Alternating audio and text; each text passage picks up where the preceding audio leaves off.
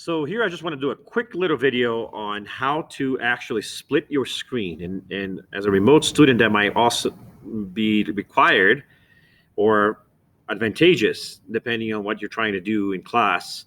So I have 3 tabs open right now on my screen. And then what I'm going to do is drag one of these tabs out, right? So if you drag it out, it separates from the browser. And if you drag this tab to the left of your screen until it hits a certain magical point, and you can see that it acts like it's actually wants to go halfway to the screen. If you let go, that's exactly what happens. And then it would either automatically pop out like this and require what is the other screen you want to use in the other half, and you can pick it. Or if that didn't happen, you could also do it like this. So let's try that. Drag the first one to the corner,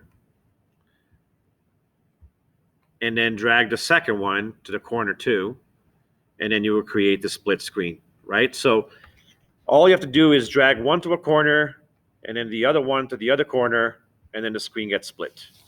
So this is a great way for you to say, for example, if you are in a meeting and you need to be seeing what's happening in the teacher in the classroom, but you also want to have a separate screen where you're either taking notes or you're answering an assignment or you're tracking something else at the same time.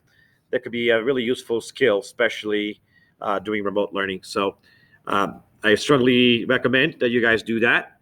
And then you can change the zoom in each of the screens if you're so you can see the things within them better if you need to as well. So I hope that is clear, and I'll see you on the next video.